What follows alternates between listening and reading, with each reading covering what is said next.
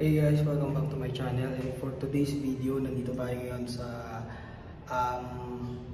Kate Building. Dito yan sa Urban Deca Homes dito sa La Jolla Street or Buhay na Tubig, Imo City, Cavite. Dito yan sa southern part of Metro Manila. So ngayon pupuntahan naman natin yung room or unit 315. So ayan. So magkakaroon tayo ng unit tour. So let's go. So ayan yung itong view nyo from sa main door nila. So ayan, kita-kita nyo na agad yung 2 bedroom na yan. So ayan, so ito tong unit na to is yan ang ilaw. So open to sa inventory. So where is as is ito. So pag ito yung nakuha yung unit, i-deliver to na ganitong ganito, aayusin lang yung mga konting i-repair lang kung mayroong mga minor damages, okay? So ayan, dito sa papasok nyo sa bandang kanan, dito agad yung kitchen area. Ito standard na to, merong kitchen cabinet. Meron dito granite countertop, stainless steel na sink. And then of course, merong cabinet sa ilalim. And then ang kagandaan dito, yung kitchen area niya, merong parang bar area dito. Ayan, na pwede nyo na rin maging eating area. And then, meron yan standard na sliding window dito. Para mas mukha siyang malaki tingnan. And then sa bandang kaliwa, yun naman yung toilet and bath nila. Ayan. So madilim mo na lang ilaw. And then pagpasok nyo dito, dire-diretso as you go on further. Now, dito naman sa kaliwa ko, usually dito yung living area. Yeah. So makikita nyo meron siya parang mga design sa wall. No?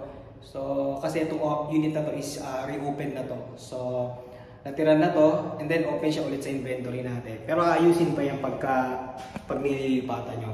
Then dito naman sa kanan ko, dito yung dining area na malapit sa bar. Ayan, may mga cabinet na yun. So pag nilipatan nyo to, kasama na rin yung cabinet na yan. Ayan, may mga storage area pa dyan. And then makikita nyo, no, mayroong dalawang parang butas dyan. Magkabilang ng bedroom, no? For ventilation purposes yan. So parang pag nakabukas yung aircon mo dyan sa kwarto na yan, pwede mag-circulate pa rin yung hangin. So para hindi stagnant yung hangin. No? Then pasukin naman natin yung bedroom number 1. So yung ito, standard lang yung size ng room niya. No? Good for parang kids, no? Kids room. No? And then ayan, meron kayong provision for air conditioning unit. And then sliding window din kayo. So ayan ang view nyo. No? Makikita nyo yan. Yan yung mga katabi yung katapat ng unit. And then puntahan naman natin yung master's bedroom. Ito yung master's bedroom. No? Ayan.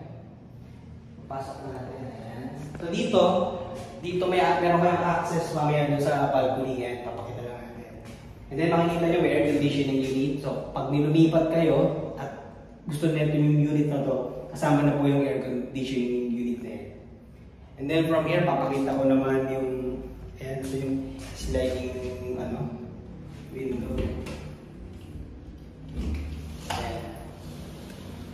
Mahangin. Ayan. Talabas ko yung camera para makita nyo. So ayan ang itsura niya from here. No? Ayan. Ayan. Yung paligid. Ayan yung aircon. Nakasama na pag lumipat kayo. So ngayon naman, puntahan naman natin yung balcony. Ito yung access door mo papunta sa balcony sa labas. So itong 2 bedroom unit na to is meron siyang kasamang balcony. No?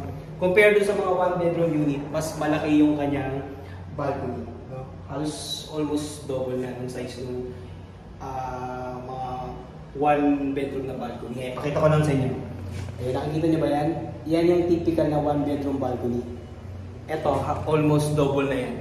Ayan, double na yung size. And then, ayan. Paglabas nyo dito, ayan. So, ayan yung view nyo. View ng unit na to. So, ayan makikita nyo. Sa baba, makikita nyo mga parking area yan. No? Motorcycle and then yung mga pre-assigned or assigned na parking para sa mga unit owner dito. So, ayan. Labas lang natin yung camera. So, yan ang view nyo. Ayan.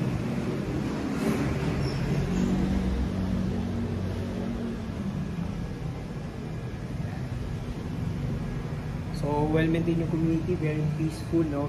Actually ngayon, medyo tanghaling tapat or after lunch na, no? Very tahimik, no? Wala kayo masyadong marinig na ingay. Okay, so tara, pasok tayo. Yan. So, yan yung access door mo, no? Sa balcony.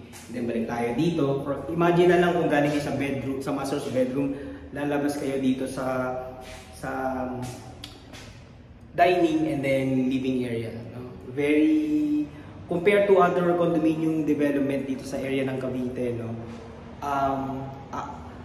I would say na medyo mas malaki yung size niya as compare, especially mga condominium units sa Metro Manila.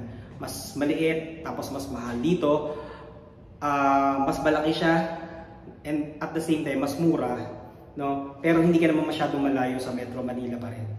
So, yun yung advantage pagka dito kayo kumuha sa Urban Deco Homes dito sa Hampton. Okay? So again, thank you guys for watching. Don't forget to like, share, and subscribe for more videos and updates. Have a nice day. Bye!